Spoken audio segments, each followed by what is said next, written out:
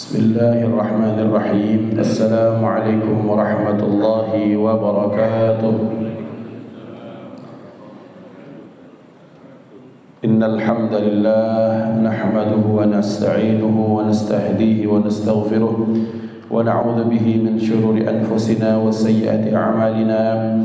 Man yahdihillahu fala mudilla lahu wa man yudlil fala hadiya lahu.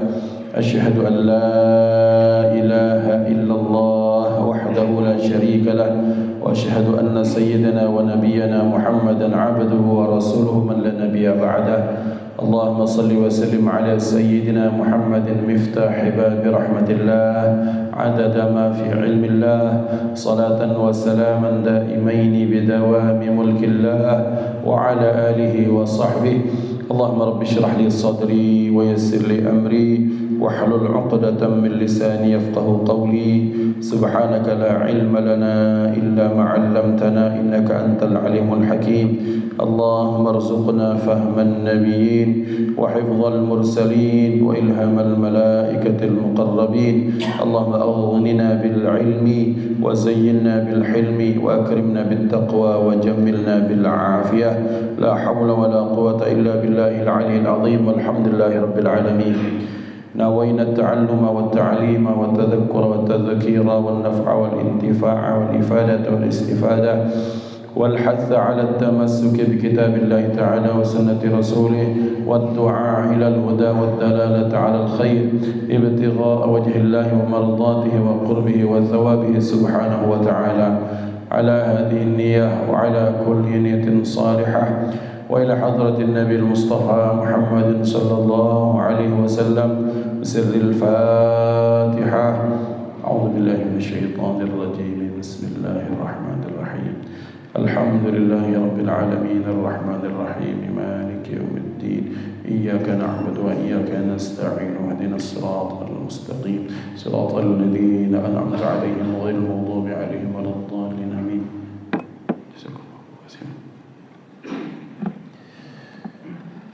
Hadratul Muhtaramin yang saya ta'zimi, saya hormati Bapak Ketua Masjid Baitur Rahman beserta pengurus, para ustaz, ustazah, para guru, para imam masjid yang dimuliakan Allah, Bapak Ibu, jamaah, ayah bunda yang saya sayangi, saya cintai karena Allah, ikhwatal iman dimanapun berada, bersyukur kehadirat Allah Subhanahu wa taala sampai hari ini kita masih ditemukan Allah, dikumpulkan dalam rangka melaksanakan kebaikan, dikumpulkan dalam ketaatan, dikumpulkan dalam menjalankan perintah Allah dan sunnah baginda Nabi Muhammad sallallahu alaihi wasallam.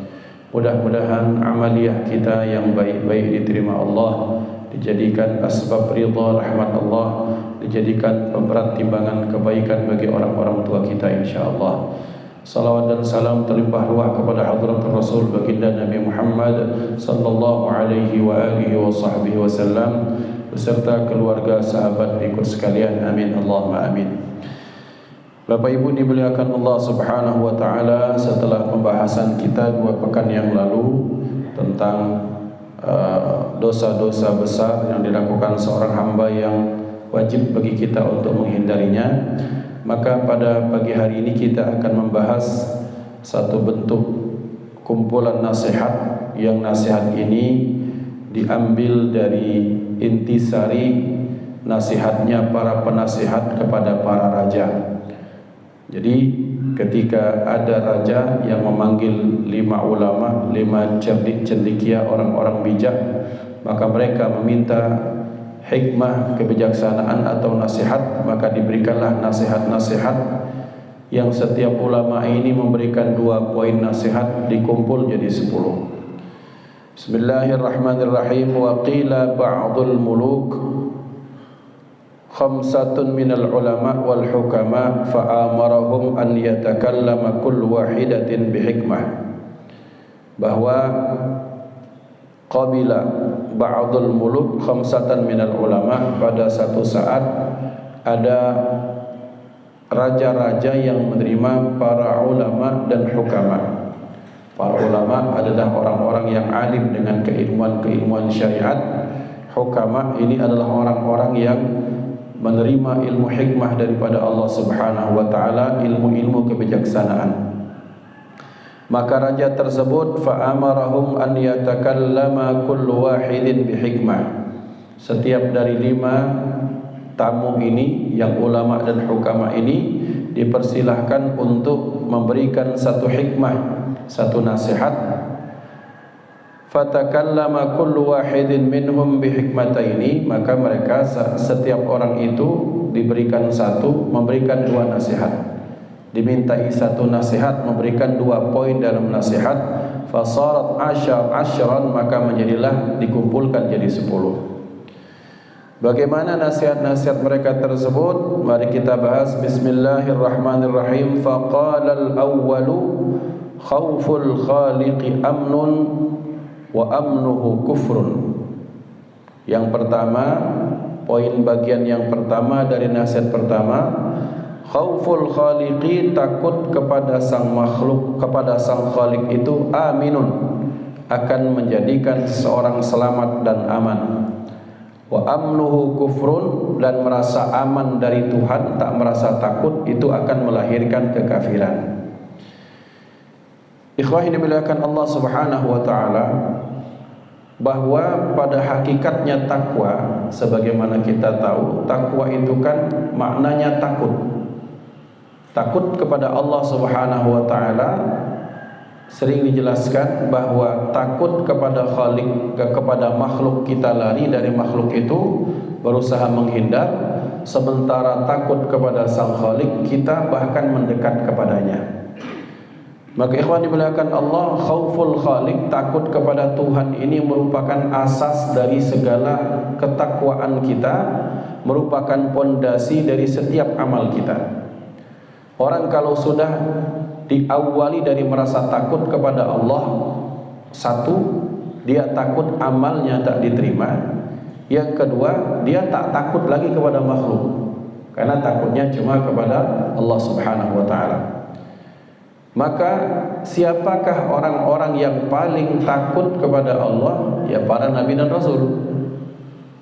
Kadang kita ini ngakunya takut, tapi apapun yang membuat Allah murka terkadang kita masih lakukan. Itu namanya tak takut.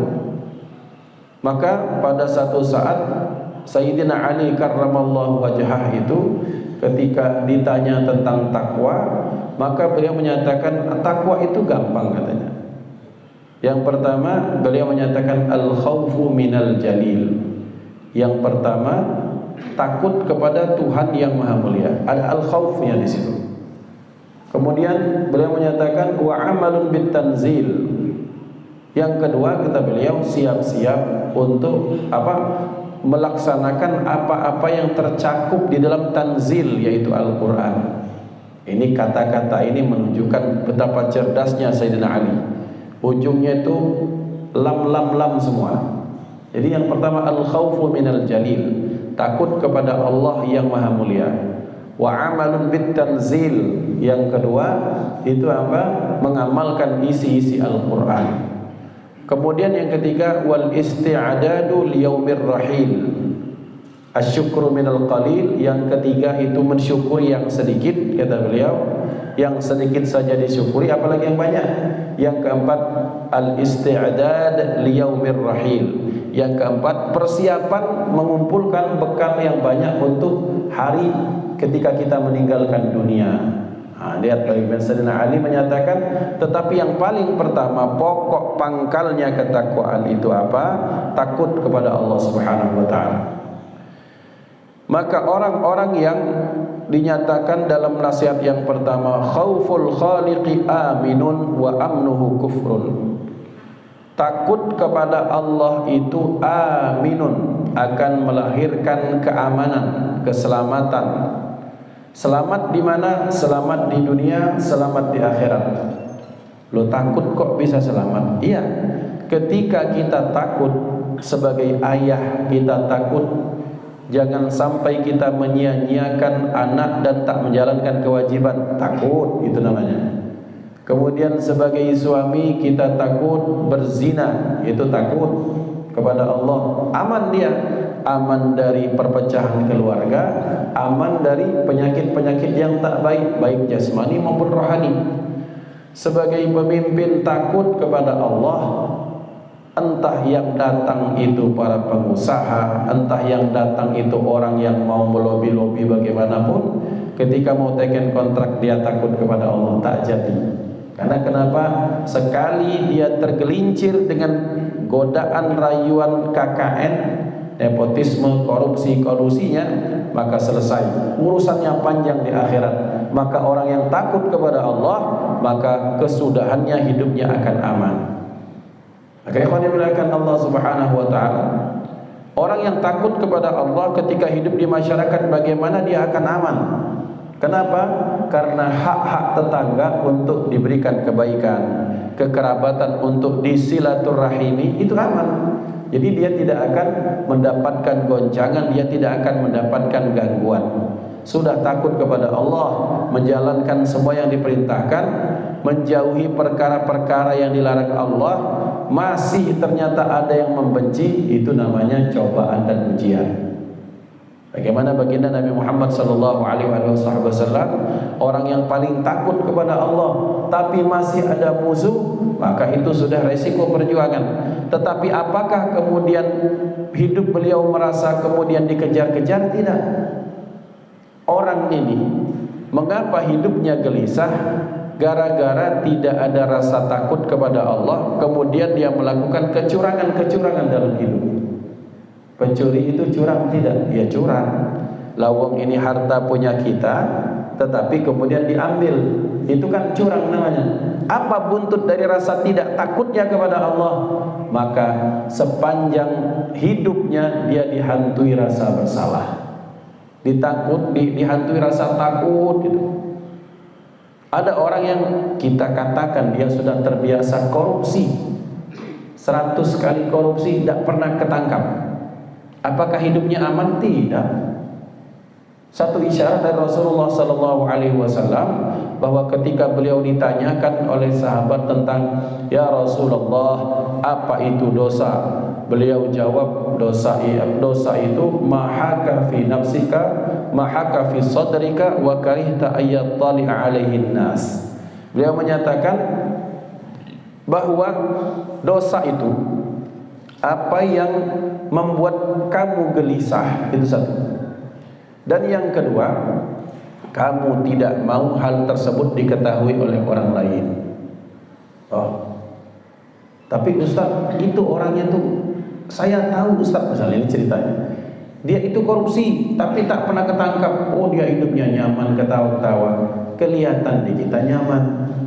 Malam harinya mungkin dia jalan-jalan kemana, healing-healing kemana, tapi sebelum tidur, menjelang tidur, bangun dari tidur, bahkan mungkin ketika tidurnya pun dia ngigau, takut ketangkap.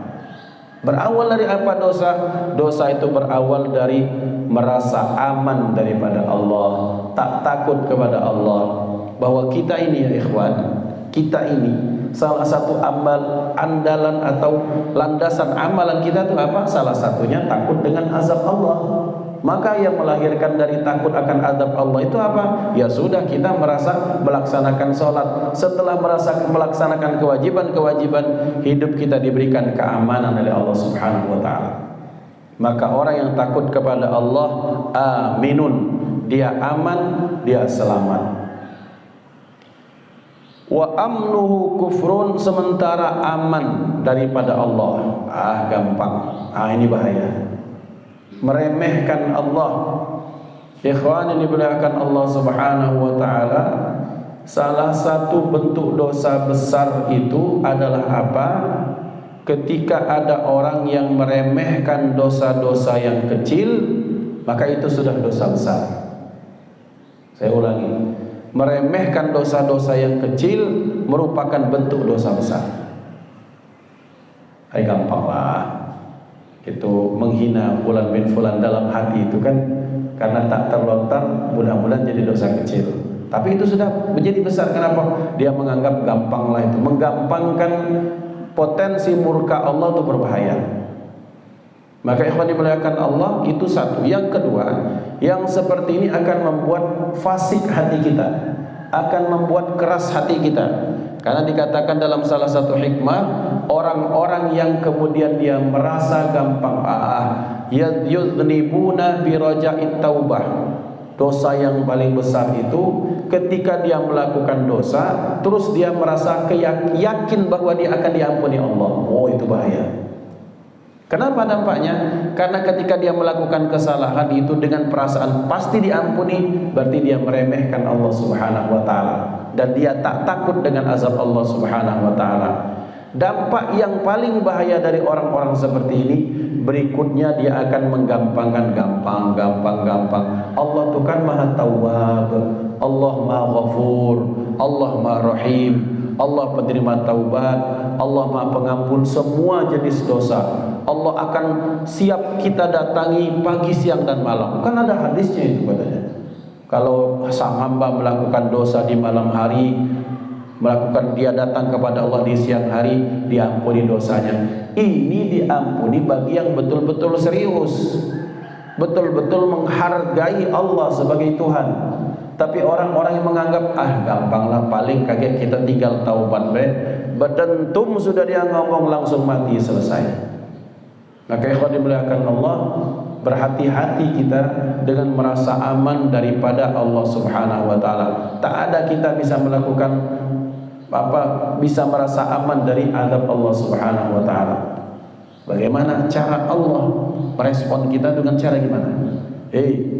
Kalau kamu mau melakukan dosa, seakan sabda Rasulullah, sekecil apapun dosa yang kamu lakukan, kalau kamu sadar kepada siapa kamu berbuat dosa, tak jadi kamu melakukannya. Karena kenapa? Sekecil apapun dosa, lihatlah kepada siapa yang kita melakukan dosa tersebut. Kita ini kadang menganggap bahwa gampanglah, kenapa sama mamang dewek, gitu kan. Kita punya mamang, punya paman, punya Pak D yang orangnya sabar, baik kepada kita. Kemudian dari kecil dia ngomongi kita, masuk ke rumah curi uangnya 100.000, ketahuan dimaafkan sama pamannya ini, gampanglah, kaget kalau curi 100.000 yang lagi itu beliau akan maafkan lagi. Itu namanya meremehkan si paman. Nah, ini manusia saja bisa tersinggung, apalagi Allah Subhanahu wa taala. Maka ikhwan dimuliakan Allah, dalam salah satu hadis qudsi Allah tuh menegur dengan sangat keras. Ketika kamu menyekutukan aku, kata Allah, maka silahkan cari tempat yang bukan tempatku. Cari bumi atau tempat tinggal yang bukan ciptaanku. Ya kan tidak mungkin. Maka orang-orang yang merasa aman daripada Allah, melakukan dosa sekadar hatinya, kira-kira seperti ini, silakan.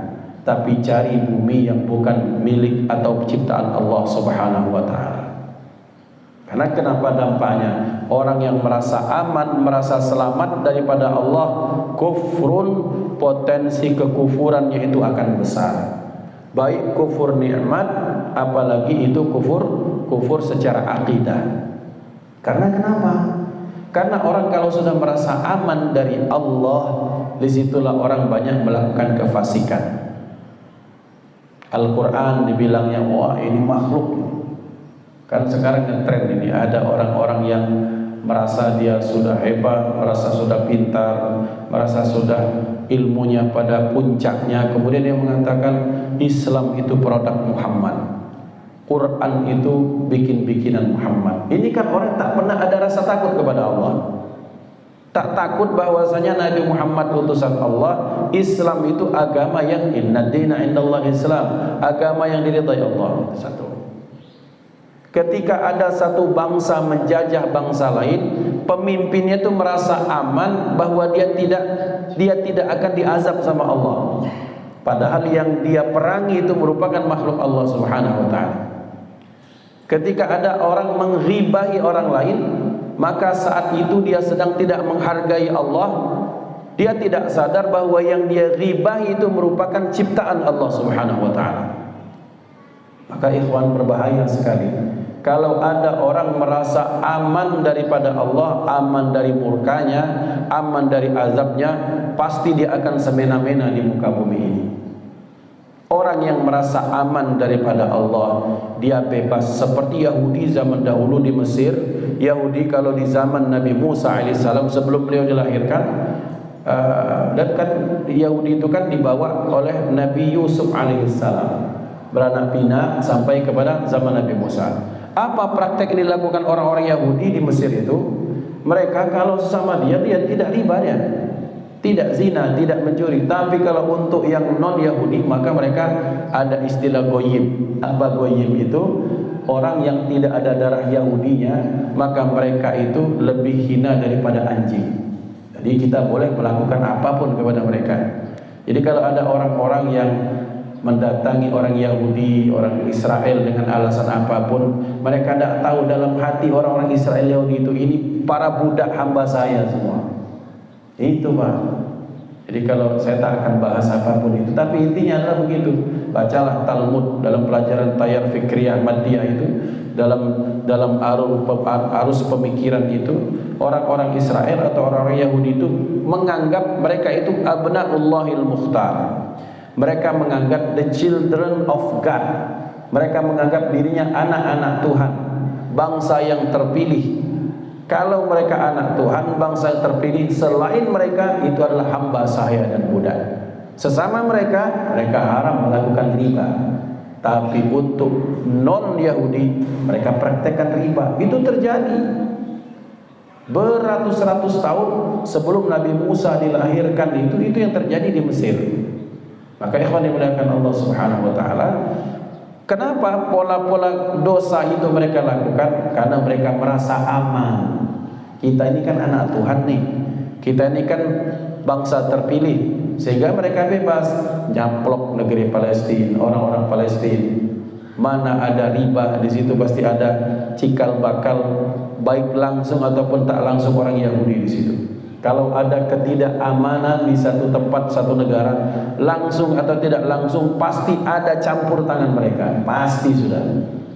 La tufsiduna fil ardi marratain wa la ta'lunna 'uluwan kabira. Itu Allah sudah nyatakan.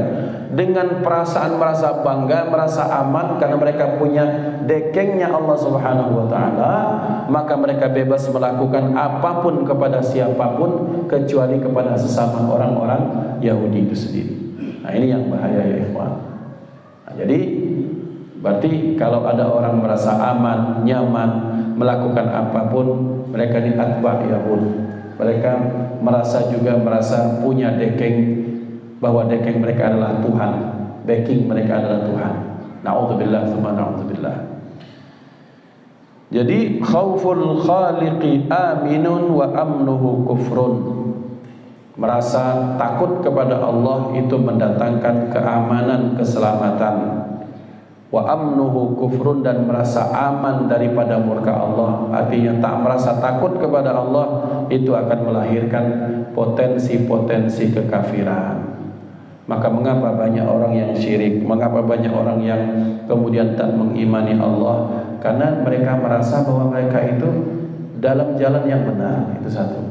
Yang kedua, karena mereka merasa pastilah orang-orang yang diselamatkan di hari pembangkitan kelak. Maka kita bersyukur bahwa hidayah Allah itu diberikan kepada kita semua. Dan sebagaimana Allah telah berikan hidayah itu kepada kita, kita doakan siapapun supaya mendapatkan hidayah yang sama kepada yang diberikan Allah kepada kita pun Allah berikan kepada mereka. Amin Allahumma amin.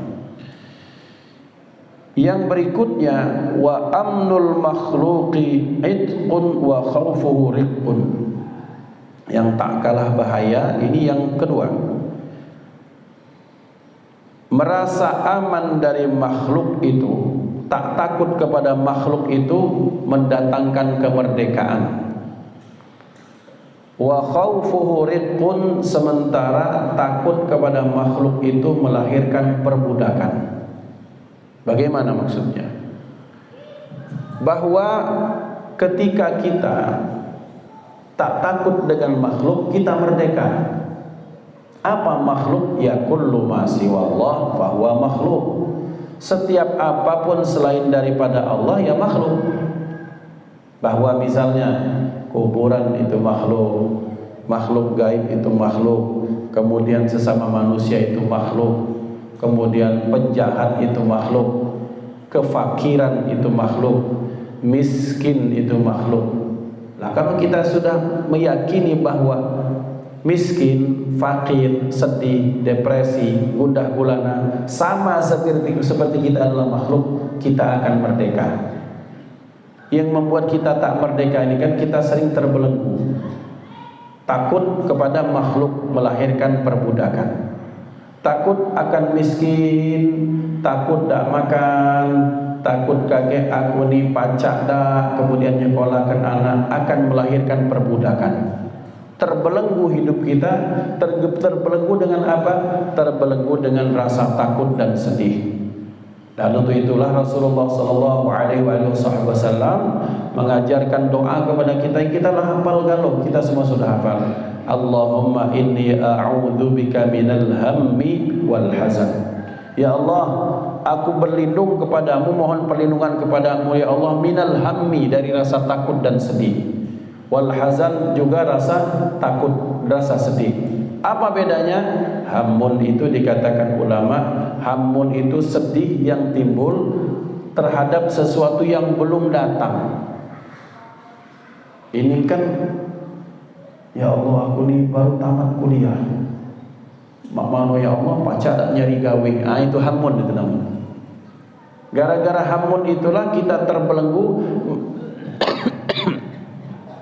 Mestinya pikiran kita bebas, mestinya kita banyak ide, mestinya kita ini banyak hal yang bisa kita lakukan. Tapi gara-gara takut terhadap masa depan yang menurut kita suram itu, maka kita tidak punya produktivitas sama sekali. Kita kemudian tidak punya ide sama sekali. Bahkan kekuatan dan potensi kita yang besar itu terbelenggu menjadi budak. Kita ini budak dari apa? Dari rasa takut tersebut. Maka betul bahwa orang yang merasa aman, tak takut kepada makhluk, merdeka dia. Maka kita lihat siapa orang-orang merdeka? Para aulia, para kekasih Allah. Mereka adalah orang yang berhasil dan merdeka. Ala inna awliya Allahi la khawfun alaihim wa lahum yahzanun. Ketahuilah wahai Muhammad, sesungguhnya wali-wali Allah, kekasih-kekasih Allah itu siapa karakternya? Tak pernah takut, tak pernah sedih. Maksudnya tak takut terhadap masalah dunia ini. Tapi kalau akhirat mereka takut. Yang berbau dengan Allah mereka takut. Tapi kalau berbau-bau dunia mereka tak pernah takut. Tak takut miskin, tak takut kemudian tak makan, tak takut cemoohan orang, tak takut kemudian intimidasi dan bulian orang. Merdeka. Itu orang-orang yang merdeka. Tapi orang-orang yang kemudian takut kepada makhluk melahirkan perbudakan. Perbudakan bagaimana? Ya, perbudakan dalam makna yang sempit maupun makna yang luas.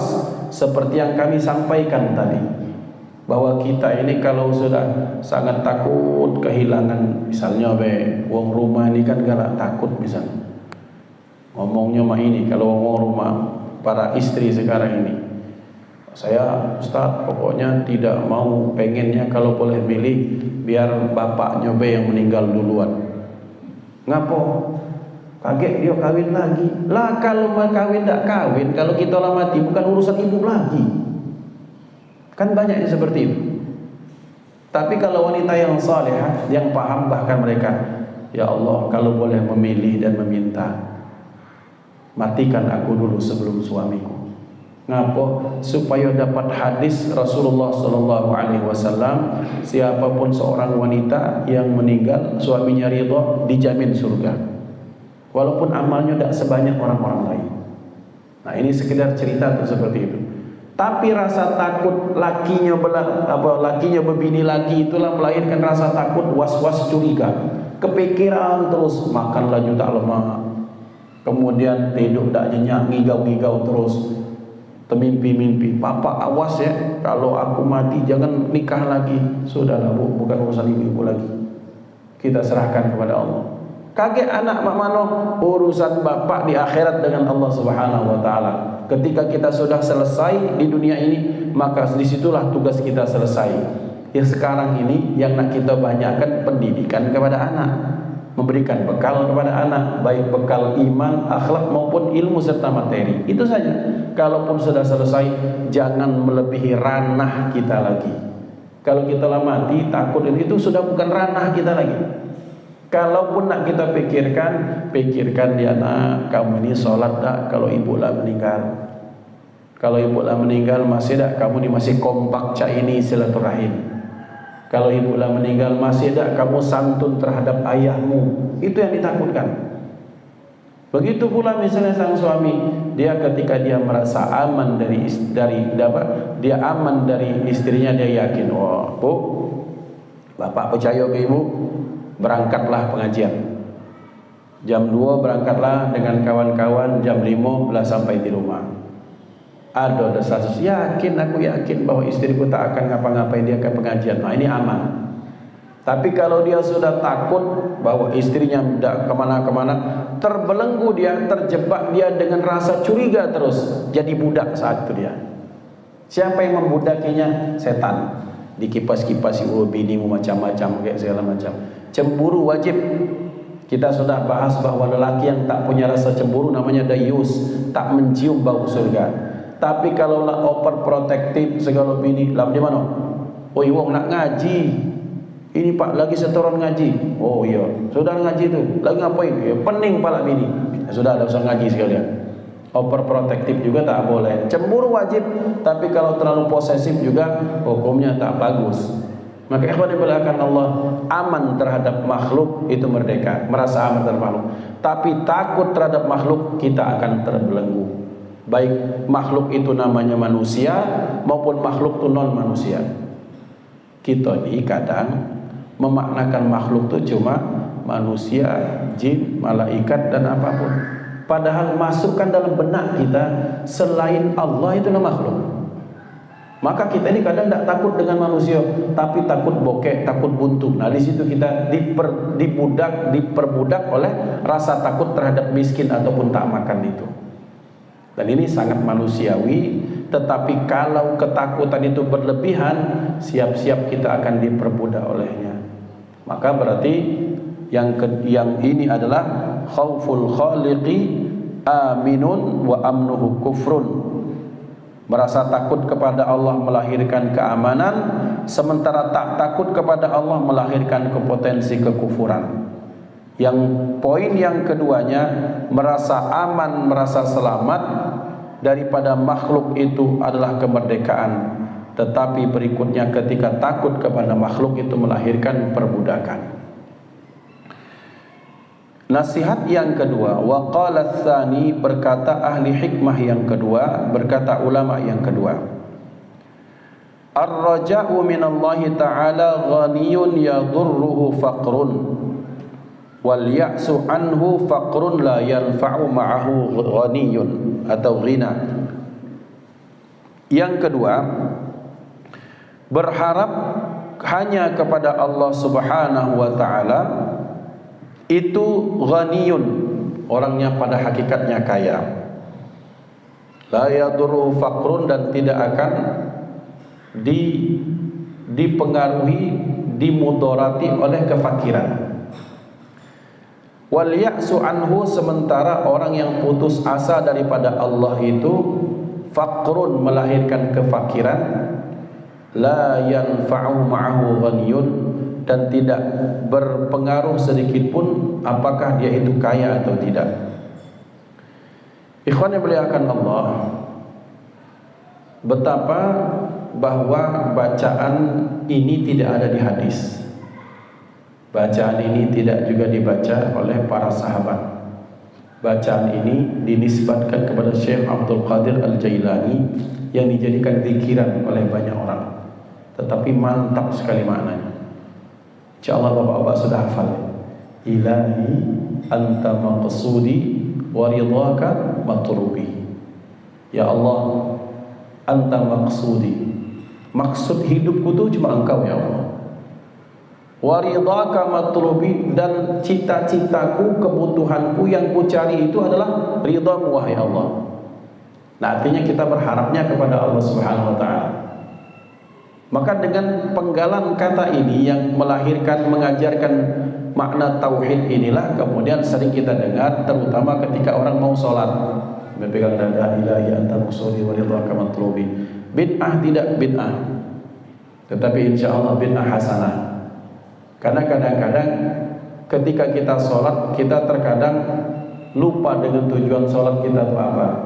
Kadang sholat itu karena ada lemak dengan kawan, sebagai bawahan pengen dijenguk bos, mungkin sebagai karyawan pengen naik pangkat, sehingga ingin pencitraan lah, kira-kira seperti itu. Maka ketika kita bacakan ilahi, wahai Tuhanku, wahai sembahanku, anta maqsudi, engkau tujuanku ya Allah, dan yang ku cari darimu adalah ridhamu ya Allah, maka ini namanya ar-raja minallah, berharap hanya kepada Allah. Orang-orang yang banyak berharap kepada Allah adalah orang yang menomorsatukan Allah.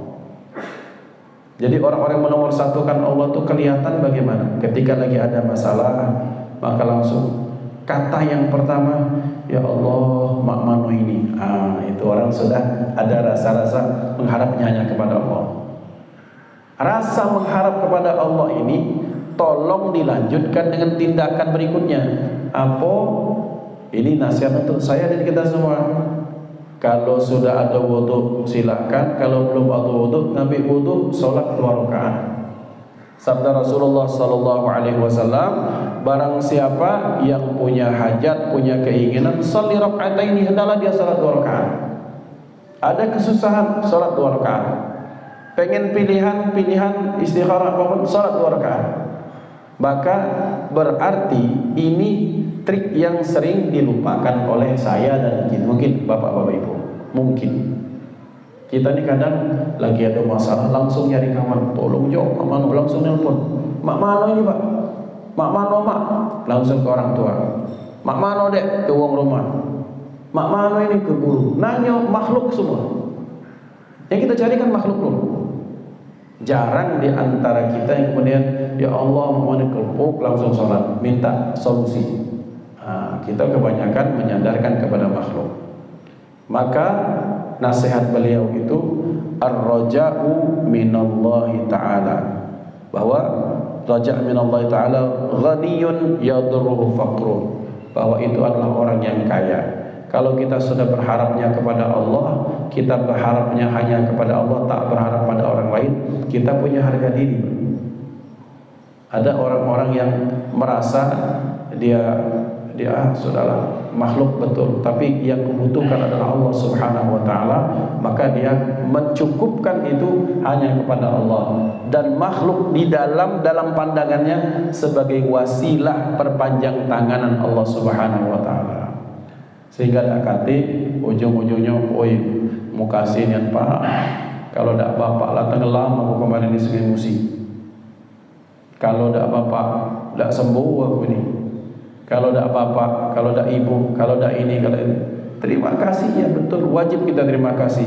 Sabda Rasulullah, orang yang tak pandai terima kasih pada orang lain itu hakikatnya tak syukur kepada Allah. Tetapi i'tiqad kita, keyakinan kita, kita yakinkan dalam diri kita, mereka adalah bagian dari ikhtiar atau mereka bagian dari wasilah perantaraan Allah untuk kita, sehingga kita yakin tetap hakikatnya daripada Allah Subhanahu wa ta'ala.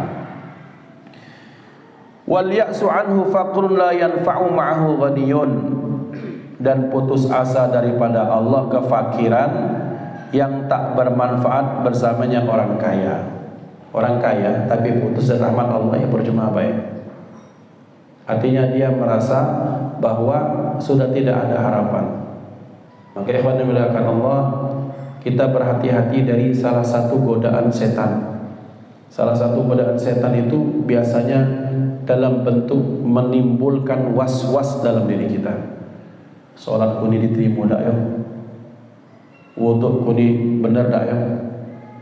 Aku nila rakaat berapa ya tadi? Kemudian aku nila salat zuhur apa tidak ya? Itu was-was. Nah, ikhwan dimuliakan Allah, itu baru dalam bab ibadah sehari-hari, belum dalam hal-hal yang lebih besar lagi. Maka was-was itu bentuk daripada orang-orang yang banyak meninggal tidak melibatkan Allah dalam banyak perkara atau setiap perkara.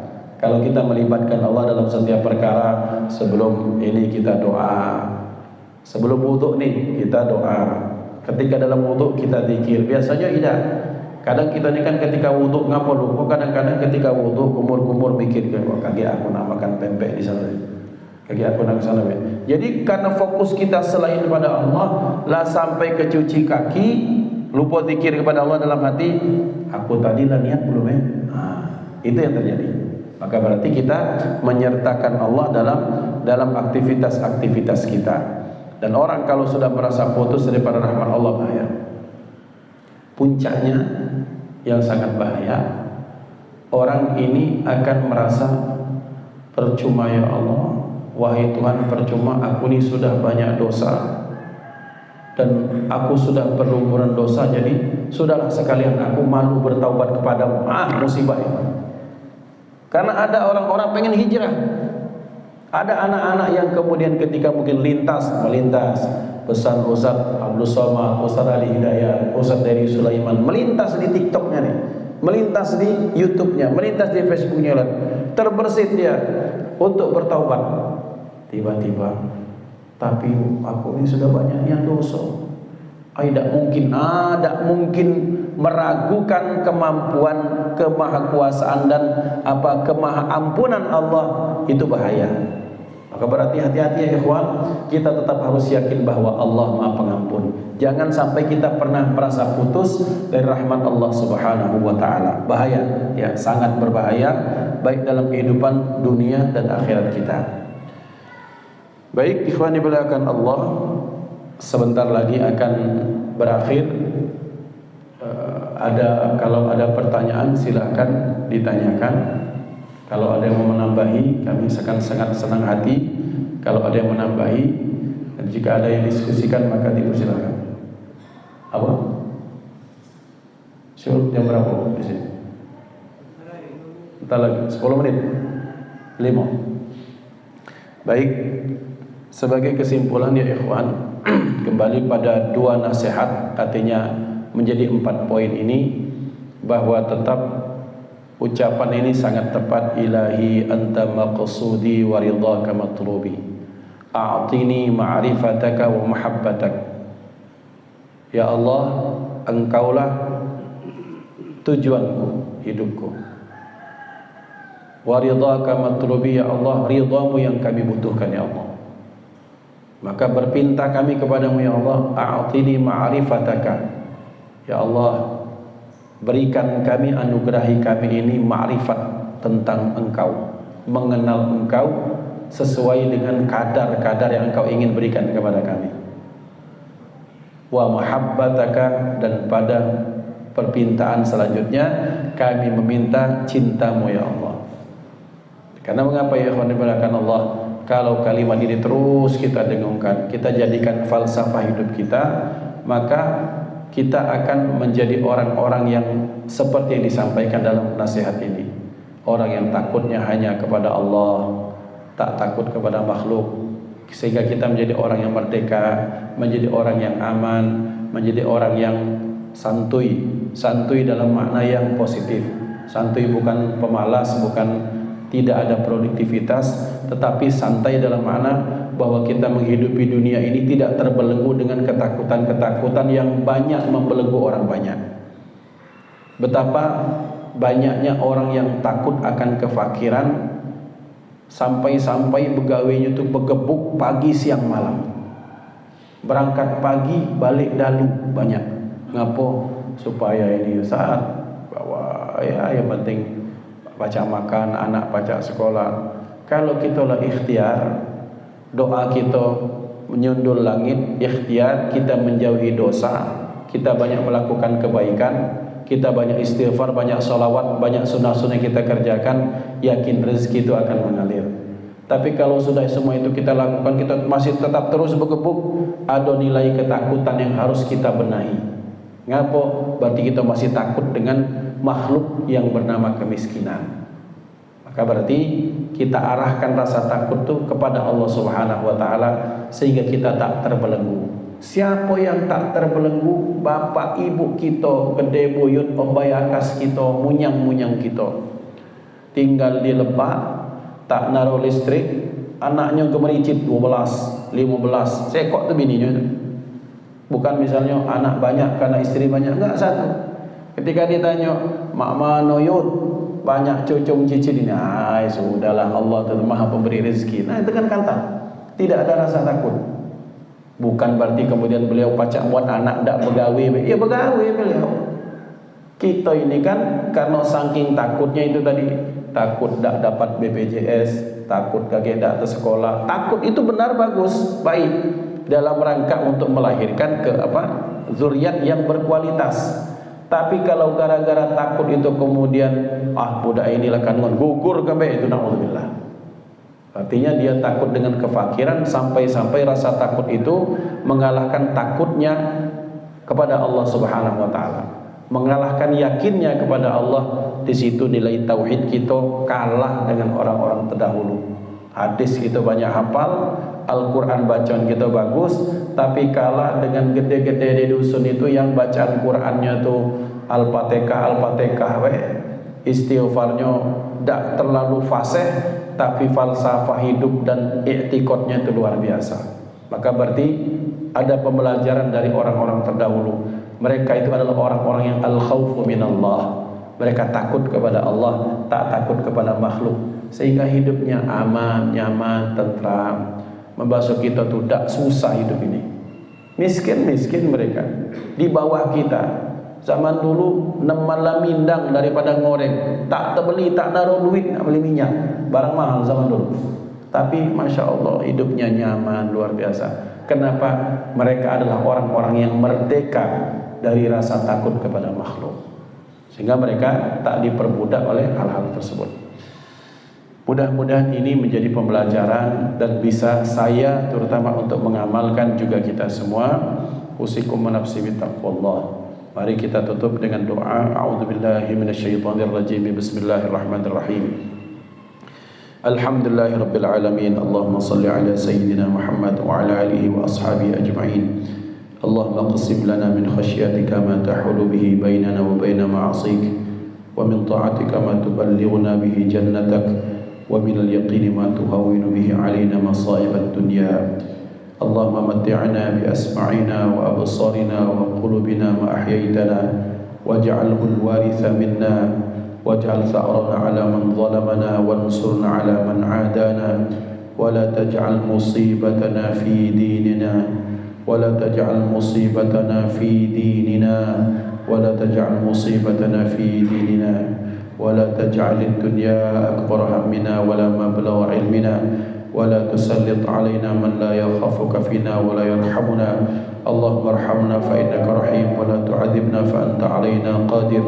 وصلى الله على سيدنا محمد وعلى آله وصحبه وسلم والحمد لله رب العالمين. تقبل الله منكم منا ومنكم تقبل يا كريم. Terima kasih, mohon maaf atas segala kesalahan, kata-kata, perbuatan. Kepada Allah kita mohon ampun. Wassalamualaikum warahmatullahi wabarakatuh.